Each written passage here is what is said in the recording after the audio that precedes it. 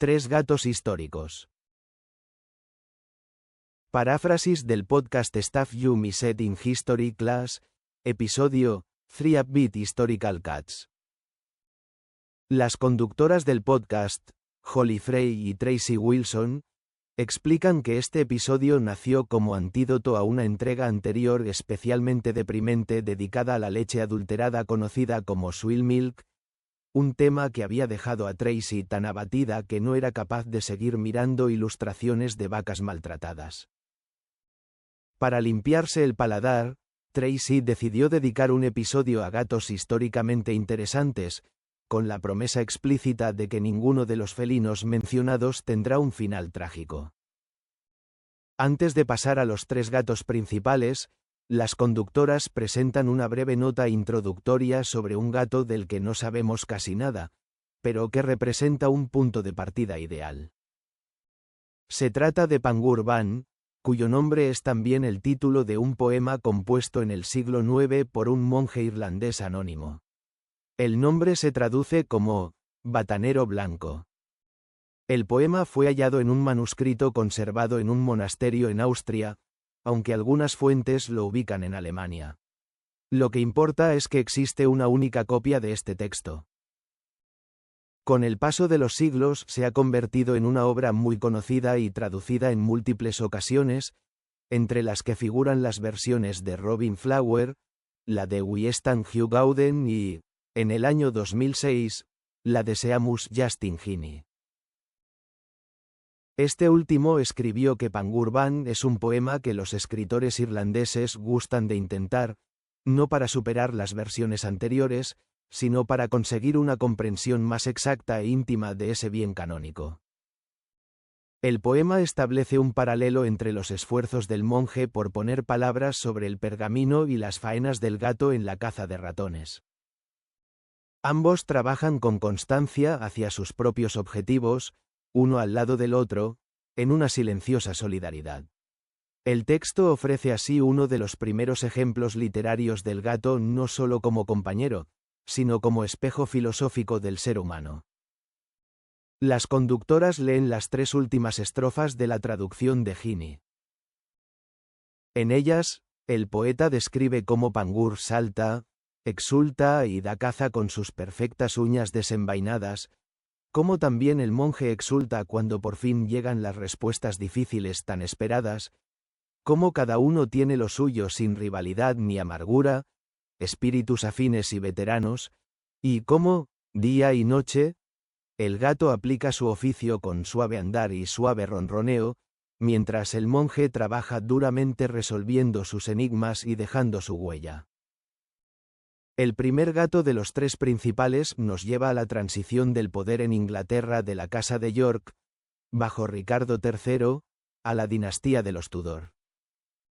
El personaje central es Henry Wyatt, hijo del noble Richard Wyatt y de su esposa Margaret, nacido en el año 1460. De joven, Wyatt se alineó con los Tudor antes incluso de que estos ocuparan el trono. Se cree que participó en la llamada Revuelta de Buckingham de 1483, encabezada por Enrique Stafford, segundo duque de Buckingham, y respaldada por los Tudor exiliados. La revuelta fracasó, pero logró desestabilizar el poder de Ricardo III. Como consecuencia, Henry Wyatt fue encarcelado por Ricardo III. Aunque la Torre de Londres se cita habitualmente como lugar de detención, la historiadora especializada en Ricardo III Annette Carson, apoyándose en una carta escrita en abril de 1538 por el hijo de Wyatt, Tomás el Viejo, considera más probable que estuviera preso en Escocia. Tras la muerte de Ricardo III en la batalla de Bosworth y la subida al trono de Enrique VII, Wyatt fue puesto en libertad. A partir de ese momento su carrera ascendió con rapidez. Se convirtió en custodio del castillo de Norwich en 1485, luego en tesorero de las joyas del rey, después en maestro de la Casa de la Moneda, en consejero privado del rey en 1504, y finalmente en tesorero de la Cámara del Rey bajo Enrique VIII. También adquirió el castillo de Ollington en 1492 y murió en noviembre de 1537, recordado como un hombre querido por muchos. No existen documentos contemporáneos sobre el encarcelamiento de Wyatt. No hay fichas carcelarias ni testimonios de primera mano sobre sus condiciones de vida. Lo que se conserva son relatos transmitidos por sus descendientes. En 1731, un descendiente llamado Richard Wyatt compiló un documento en el que recogía lo que le había sido transmitido por otro miembro de la familia, probablemente su abuela, quien a su vez lo había escuchado de un antepasado suyo que era bisnieto de Henry. La cadena de transmisión oral es larga, y las conductoras advierten que se trata de historias familiares susceptibles de haber sido adornadas y modificadas con el tiempo.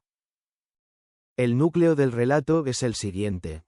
Durante su prisión, Wyatt fue torturado, posiblemente por el propio Ricardo III, y dejado sin cama, sin ropa suficiente y sin alimento, en una torre fría y estrecha. Lo salvó del hambre una gata. El texto del documento describe que la gata bajó un día al calabozo donde estaba recluido y se le ofreció.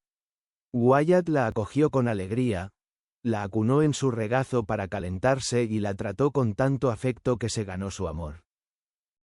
Desde ese día la gata venía a verle varias veces al día y, cuando lograba procurársela, le traía una paloma. Wyatt se quejó entonces al carcelero del frío y la escasez de comida. El carcelero dijo no poder tratarle mejor, pero le propuso un trato. Si Wyatt conseguía carne, él se la cocinaría.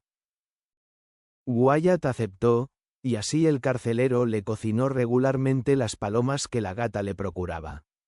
El documento concluye señalando que, desde entonces, Henry Wyatt, en su prosperidad, siempre demostró gran afecto por los gatos, tal como otros hombres lo hacen con sus sabuesos o perros de caza, y que no se encontraba ningún retrato suyo sin un gato a su lado. Ese es precisamente el asunto del retrato de Wyatt ejecutado en el siglo XVIII por un artista desconocido. Wyatt aparece en el lado izquierdo, y a la derecha un gato gris o de color plata atigrado tiene una pata sobre una paloma, haciéndola pasar entre los barrotes de una ventana. El gato mira fijamente a Wyatt, mientras Wyatt dirige la vista hacia algo fuera del cuadro. La escena transcurre en una prisión. No se sabe nada del destino de la gata. Probablemente era un animal salvaje que vivía en las dependencias de la cárcel y se quedó allí cuando Wyatt fue liberado. El segundo gato es conocido con varios nombres distintos, lo que lo convierte en una especie de criatura con tantas vidas como identidades. Las conductoras plantean también, al final del relato, la pregunta de si todos estos episodios corresponden realmente al mismo gato. La historia comienza a bordo del acorazado alemán Bismarck, uno de los buques de guerra más grandes jamás construidos en Europa. Diseñado con la coraza como atributo primario, a expensas de la velocidad y la potencia de fuego, fue botado en febrero de 1939. Tenía un barco gemelo, el Tirpitz, y representaba un elemento formidable de la flota alemana. En mayo de 1941, el Bismarck tomó parte en la Operación Reno, enviado junto al crucero pesado Prince Eugene al Atlántico Norte para atacar los convoyes aliados. El 24 de mayo de 1941, en el estrecho de Dinamarca, el Bismarck y el Prince Eugene se enfrentaron al crucero de batalla de Su Majestad Hood y al acorazado de Su Majestad Prince of Wales. El Hood fue hundido. El Prince of Wales alcanzó 3 veces al Bismarck, que sin embargo logró escapar rumbo a la Francia ocupada. La Marina británica continuó persiguiéndolo y el 27 de mayo de 1941 el Bismarck se hundió en el Atlántico Norte. De su tripulación de aproximadamente 2.200 hombres, los supervivientes fueron entre 114 y 118. Según la tradición, un gato fue encontrado flotando entre los escombros del Bismarck sobre un trozo de madera a la deriva, y fue rescatado por el navío de Su Majestad Cossack, un destructor de clase tribal que formaba parte del grupo que había perseguido al acorazado. La tripulación del Cossack llamó al gato Oscar, con la variante ortográfica alemana Oscar. De este rescate queda testimonio en un célebre retrato al pastel ejecutado por la artista británica Georgina Shoemaker, que muestra al gato sentado sobre una tabla a la deriva mientras se gira a mirar al espectador. A bordo del Cossack, Oscar se convirtió en mascota de la tripulación, cambiando de bando en la guerra para servir en las mismas rutas de convoy que el Bismarck había atacado. El 24 de octubre de 1941, el Cossack escoltaba un convoy aliado desde Gibraltar hacia Gran Bretaña cuando fue alcanzado por un torpedo alemán. Una sección del barco explotó y más de 100 tripulantes murieron. Los supervivientes fueron trasladados al navío de Su Majestad Legion, con la intención de remolcar el Cossack a una flote hasta Gibraltar, pero las condiciones lo hicieron imposible y el barco se hundió 3 días después del impacto del torpedo, el 27 de octubre de 1941. Oscar no había sido aún trasladado al Legion, pero fue encontrado de nuevo flotando aferrado a unos restos y llevado a Gibraltar junto a los supervivientes. En ese momento el gato recibió el nombre de Sam el Insumergible, por razones obvias. Dado que Sam parecía poseer un temperamento adecuado para la vida en el mar, pronto fue embarcado en otro buque, el navío de Su Majestad Ark Royal, un portaaviones que había participado en la destrucción del Bismarck. El Ark Royal tenía fama de barco afortunado. Había esquivado en varias ocasiones el impacto de torpedos, y los alemanes incluso lo habían dado por hundido prematuramente cuando en realidad no lo estaba. Pero Sam se encontró por tercera vez en un barco que se hundía. Menos de 3 semanas después de su incorporación al Ark Royal, el 14 de noviembre de 1941, el portaaviones fue alcanzado por un torpedo. Murió un hombre, pero la tripulación y Sam sobrevivieron. Al ser rescatado del agua, Sam fue descrito como furioso pero completamente ileso. Quien lo recogió fue de nuevo el navío de Su Majestad Legion. Sea porque se le consideraba portador de mala suerte, o porque las autoridades simplemente pensaron que el pobre gato ya había sufrido suficiente, Sam fue retirado del servicio en el mar. Asumió el papel de cazador de ratones en las oficinas del gobernador de Gibraltar y se trasladó finalmente a Irlanda, donde se convirtió en mascota y compañero de un hogar para marineros jubilados en Belfast. Según la tradición, Sam murió de vejez y causas naturales en 1955. Si hubiera sido un gato recién nacido en el momento del rescate del Bismarck, habría tenido 14 años, una edad respetable para un felino. Pero como ya era adulto cuando lo encontraron, debía de tener al menos 15 años, probablemente más. Las conductoras exponen los numerosos interrogantes que rodean esta historia. La parte relativa al Bismarck es la menos documentada. Ninguno de los testimonios de los supervivientes menciona un gato, aunque este podría ser un detalle considerado demasiado trivial para ser recordado. No existe documentación oficial de que hubiera un gato a bordo del Bismarck, aunque se especula con que algún marinero lo haya llevado clandestinamente o que el animal haya subido a bordo mientras el barco estaba en puerto. Existe también un problema de identidad visual. Algunas fotografías asociadas a Oscar y a Sam muestran un gato atigrado, mientras que el retrato de Georgina Shoemaker muestra claramente un gato bicolor blanco y negro de tipo smoking, y todas las demás fotografías conocidas de Oscar o Sam muestran también un gato de ese tipo. No queda claro de dónde procede la fotografía del atigrado. Pero las imágenes del gato smoking también presentan problemas. Una fotografía muy frecuentemente asociada a Sam muestra un gato con una chapa en el collar que indica claramente que pertenecía al navío de Su Majestad Amethyst en el año 1949, es decir, 8 años después de los sucesos protagonizados por Sam. El Amethyst sí tenía en ese año un gato smoking como mascota, pero ese gato se llamaba Simon. La semejanza entre Sam y Simon es tal que resulta casi imposible distinguirlos en las fotografías si no se mira con mucha atención. El retrato de Shoemaker presenta además leves diferencias en las marcas faciales respecto a ambos gatos, aunque esto podría deberse simplemente a una licencia artística. Esa obra se conserva en la colección del Museo Nacional Marítimo de Greenwich, pero actualmente no está expuesta al público.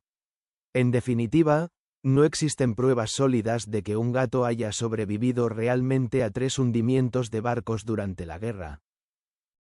Pero la historia sigue viva porque es, sencillamente, una historia maravillosa. El tercer y último gato es uno de esos animales que fue amado y documentado con gran cariño por quienes lo conocieron. Se trata de Mike, el guardián del Museo Británico. Su historia comienza con otro gato llamado Black Jack, descrito como un gato negro con el pecho y las patas blancos, es decir, otro gato de tipo smoking. Black Jack solía frecuentar el departamento de libros impresos del Museo Británico y era amable con todo el mundo. Un día de 1908, sin embargo, quedó encerrado en la sala de lectura y arañó las encuadernaciones de algunos libros al afilar sus garras. Dejó de ser bienvenido. Se encargó a un empleado que lo alejara, pero Black Jack no aparecía por ningún lado. En realidad lo había rescatado el propio personal, que lo alimentaba en otro lugar. Los informes oficiales dijeron que había desaparecido y se lo daba por muerto.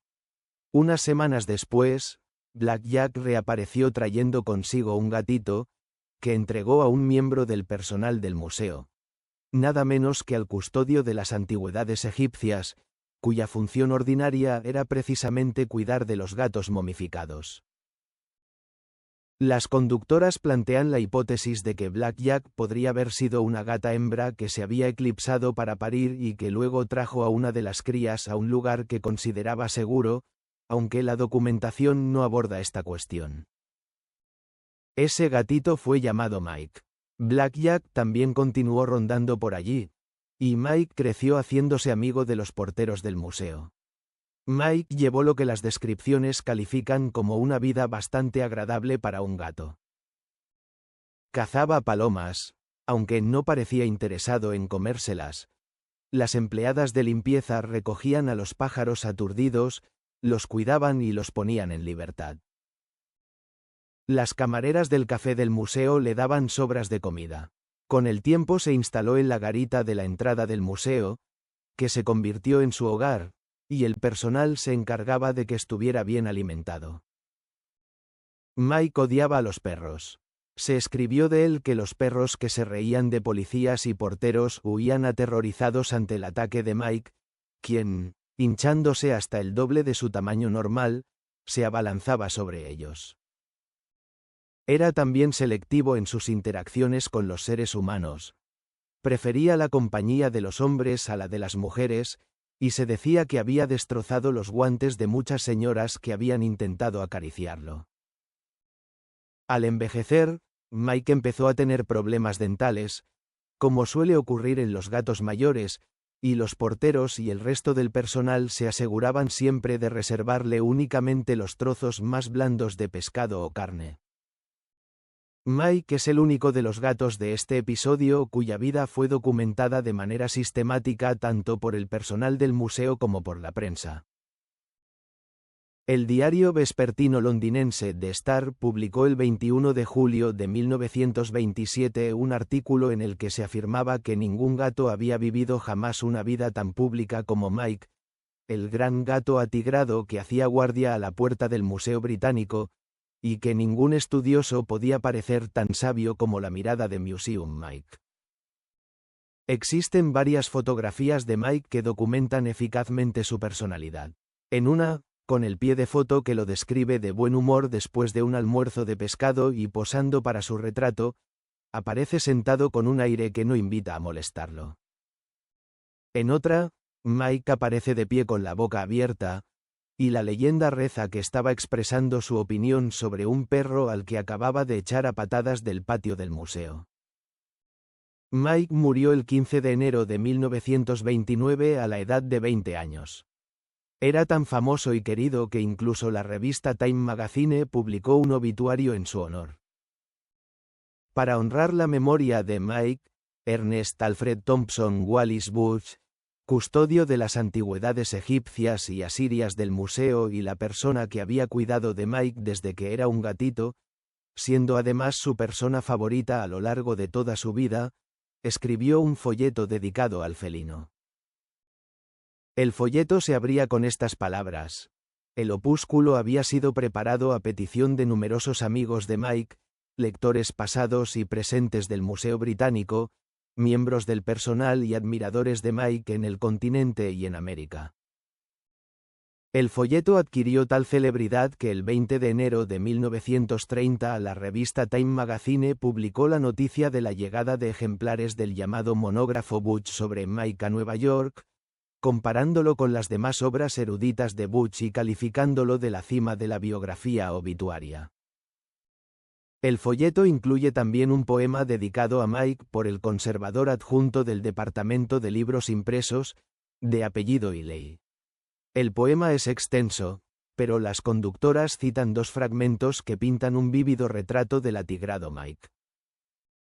En el primero, el poeta describe cómo Mike tomaba el sol con compostura, más majestuoso que cualquier esfinge, sin prestar la menor atención a seres humanos, pájaros o bestias, dejando que las palomas comieran a su antojo sin matar ninguna, pero ahuyentándolas si se acercaban demasiado, con el mero terror de su mirada. Iley incluye también 4 versos en los que cuenta que Mike lo mordió en una ocasión y que probablemente se lo mereció por haberlo molestado. Habla luego de cómo Mike adoraba sinceramente a Ernest Alfred Thompson Wallis Budge, quien parecía ejercer sobre él un efecto casi mágico. Los versos finales del poema hicieron reír a carcajadas a Tracy, tanto que su marido subió corriendo las escaleras para comprobar que estaba bien. Dicen así: «Oh Mike, todos lamentamos perderte, aunque no nos dejaras acariciarte. De los gatos el más sabio, el más viejo, el mejor. Sea este tu epitafio, requiescat». El Museo Británico conmemoró el 50º aniversario de la muerte de Mike con un segundo folleto, modernizado y resumido, con ilustraciones de dibujos animados, titulado Mike el gato, remembranza jubilar. Ambos folletos están disponibles en línea. Para cerrar el episodio, Tracy lee una carta de una oyente llamada Maggie, que escribe inspirada por una historia anterior de Tracy sobre su gato Sr. Burns montado en el Rumba doméstico. Maggie cuenta que tiene un Rumba del año 2008 y una rata doméstica en semilibertad llamada Friar que había descubierto por su cuenta cómo encenderlo. Friar disfrutaba montándolo mientras retrocedía de su base de carga con su pitido característico, pero se asustaba cada vez que se activaban los cepillos y salía corriendo. Un día, Friar puso en marcha el Rumba mientras Maggie tenía los auriculares puestos, y luego se acercó a tocarle los pies con sus pequeñas patas para avisarla del caos desatado en el salón.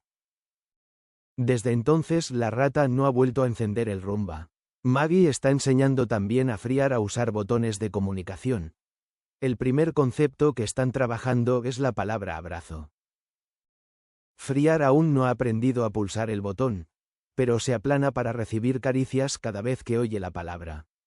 Tracy da las gracias también a 2 oyentes llamadas Regan y Mary por haberle escrito para decirle que la historia de su gato Sr. Burns las había hecho reír. Tracy recuerda que Sr. Burns había fallecido ese año y que su pérdida la había afectado profundamente. Lo describe como un gato de aspecto descuidado, un Devon Rex gordo y de apariencia sucia, que ella encontraba hermoso y de cuyo legado se alegra que sea el de seguir haciendo reír a la gente.